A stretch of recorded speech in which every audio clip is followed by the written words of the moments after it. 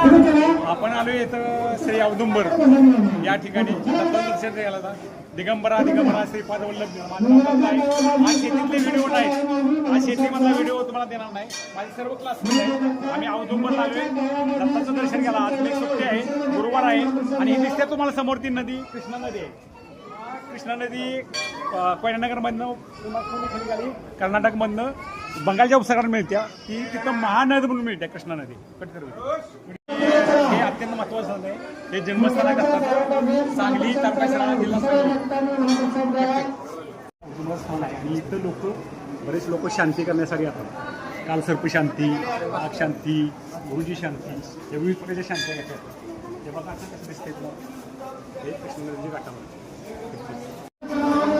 हा दिसतो. तो कृष्णा नदी हा दिसतो बघा. ही कृष्णा नदी बंगालच्या उपसागरात जाऊन मिळते. तिथं या नदीचं नाव आहे कृष्णा महानदी म्हणून या बंगालच्या उपसागरात नदी मिळते.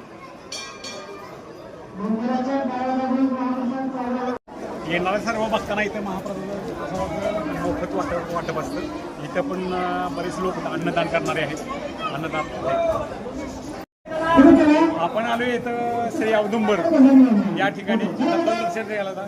दिगंबरा श्रीपाद वल्लभ आज शेतीतले व्हिडिओ नाही, आज शेतीमधला व्हिडिओ तुम्हाला देणार नाही. माझे सर्व क्लासमध्ये आहे. आम्ही औदुंबरला आलोय, दत्ताचं दर्शन घ्यायला. आज एक सुट्टी आहे, गुरुवार आहे आणि ही दिसते तुम्हाला समोर ती नदी कृष्णा नदी आहे.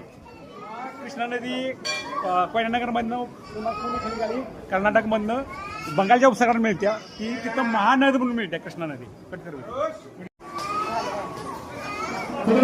हे पाठीमागे दिसणारे उंबराचं झाड आहे, त्याला हे अत्यंत महत्वाचं आहे. हे जन्मस्थान आहे दत्ताचं, सांगली तालुका शिराळा जिल्हा कृष्णा स्थान आहे. आणि इथं बरेच लोक शांती करण्यासाठी येतात. कालसर्प शांती, आग शांती, गुरुजी शांती, या विविध प्रकारच्या शांती घेतात. हे बघा असं कसं दिसतंय तुला, हे कृष्णा नदीच्या घाटामध्ये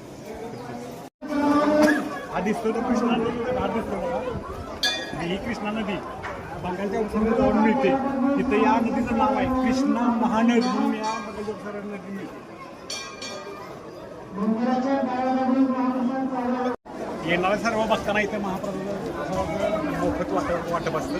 इथं पण बरेच लोक अन्नदान करणारे आहेत. अन्नदान